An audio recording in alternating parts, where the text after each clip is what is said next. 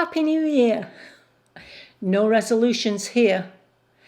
Instead, join me and let's arrange for lasting change.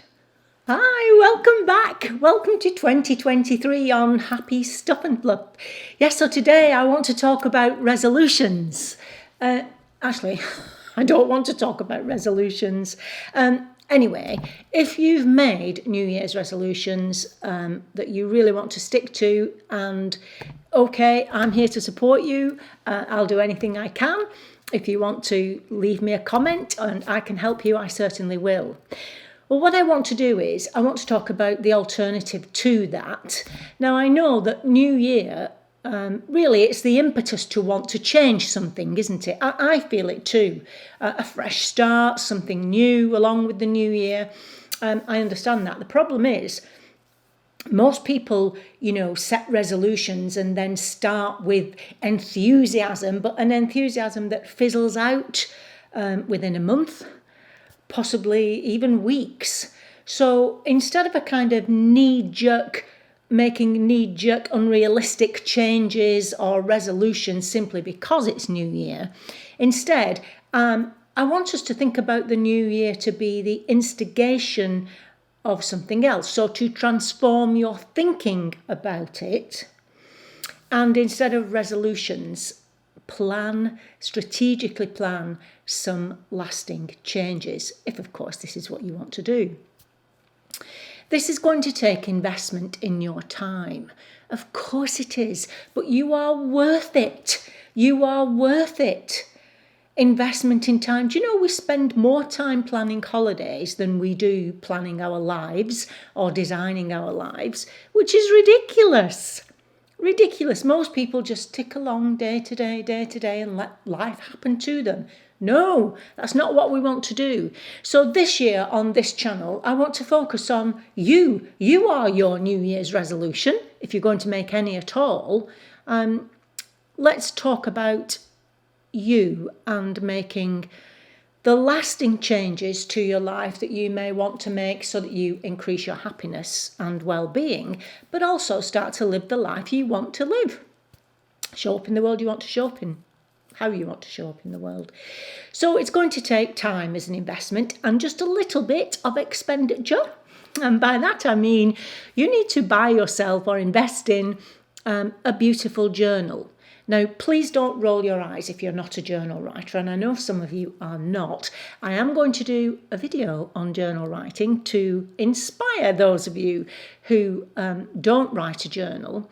We know from scientific evidence that journal writing helps in all kinds of ways, and certainly it's going to help with our planning over the coming months. So buy yourself a beautiful journal that's a delight to write in, but not too beautiful that you don't want to spoil it by writing in it. I've had people say that to me in the past. So yeah, this is how we're going to approach the new year. Now, I'm going to use a metaphor, so just stick with me here. The penny will drop what I'm getting at pretty quickly, I hope. But I want you to consider your life as a house.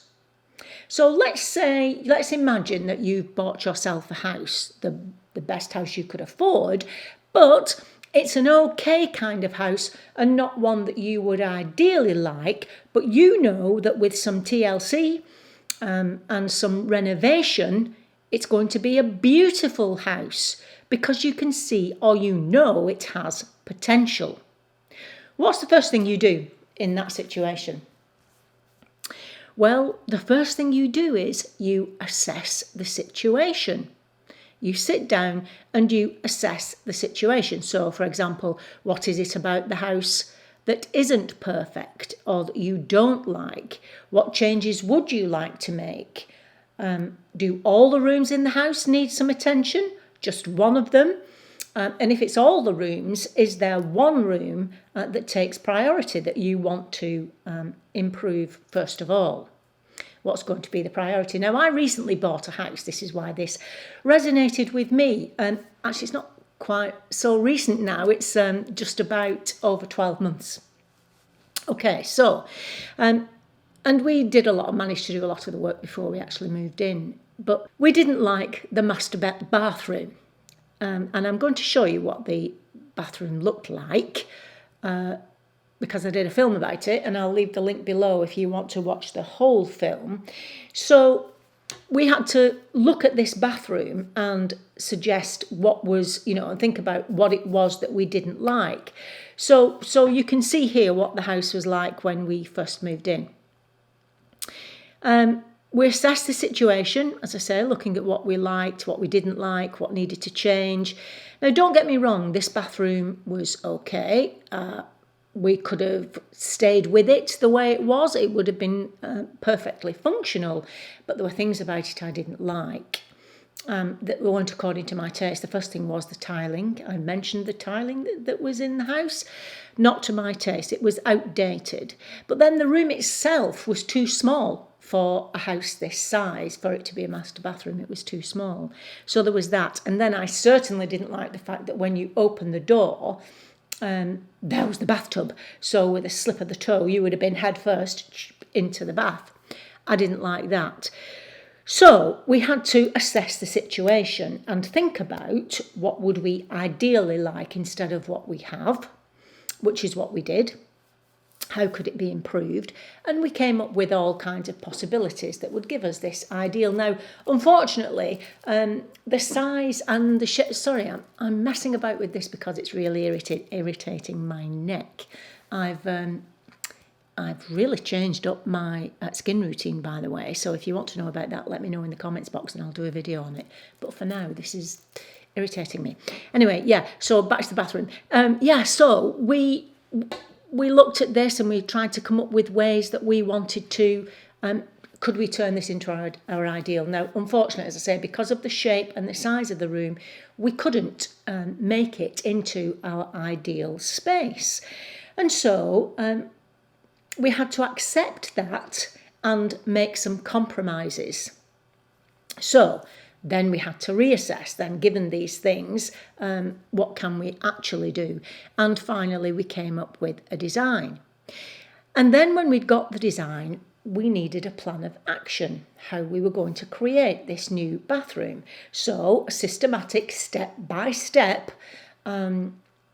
action plan was created to help us to get what we wanted. Obviously, taking out the whole of the bathroom in the first place, redoing the tiling, finding a bath, could we put it in a different place, new fittings, all of the things that are involved in creating a bathroom. Now, this process takes time, especially if you're going to get the details right. You need to consider it very carefully. Now, I'm sure you know where I'm going with this, because what I want you to think about is think about your life as being a house, and the areas in your life that you may want to change are rooms in the house.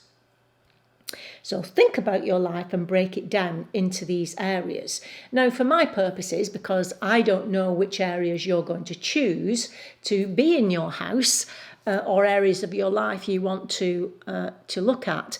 So I'm going to use the Conroy concept of happiness, because I know that if you give attention to these 7 rooms or areas of your life, it's going to increase your happiness and well-being. So in our house then, there are 7 rooms, and there is a little garden area too that needs some attention. So what I want you to do then with your journal, and it has to be pen and paper and not computer, I want you to write down your areas of your life. It could be 7, it could be more, but keep it as tight as you can, shall we say. And ask yourself for each area the questions such as, in this area, what's important to me? Am I happy with this area of my life? Does something need to be changed? Can it be improved? Do I need it at all? These are the questions that you're going to use as journal prompts to write about. Look at what you like, what you don't like, what needs improvement, and so on. So look at where you are right now. This is your starting point. So, for example, here then, with the concept, looking at relationships, you ask, which relationships in my life am I happy with?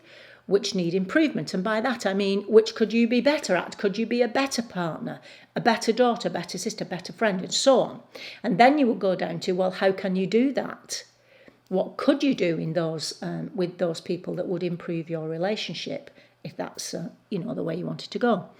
And then we are looking at the O in the concept, which is being outcome and goal oriented. Do you set goals for the things you want to achieve? That's obviously quite a large room in your house.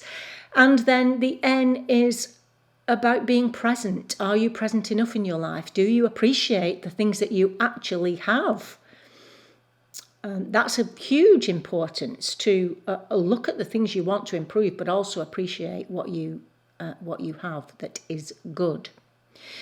So then there's contribution. And so how do you contribute to the greater good in your community or with your family and so on? Do you want to improve that in any way? And then the E, another large room in your house, is for exercise and health. Health is clearly a huge room, and there might be small areas that you have to break down within that subject that you have to think about. And then the P is for pleasure. Please don't forget pleasure or think of it as not being important. Say it with me. Moments of pleasure, small and often, are what get you through the day and accumulatively lift your mood into positive mood and help you to be more creative with everything else that you're doing. Pleasure is just as important as everything else. And then the T, trying something new or learning something new. And I include personal growth in this. Do you pay attention to your personal growth? Well, you do a little bit because you're watching Happy Stuff and Fluff. But could you take courses? Are there books you could read? And so on. So you see, these are the rooms in your house. And when you're building your house, choose which rooms you want to go in, and then choose out of all of these rooms which one has to take immediate priority. And then, you will see rooms in a house interlock with each other, with doors leading into each other. So do the areas of your life with pleasure affecting your relationships, and so on. You can see that from everything's interconnected and all affects each other. So you also have to think about how is that going to affect a different area in your life. It's a great thing to do, but this process takes time.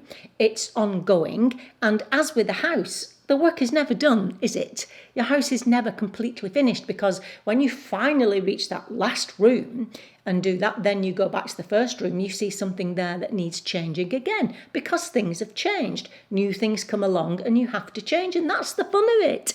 That's the excitement and the adventure. And I want us to be on this adventure together.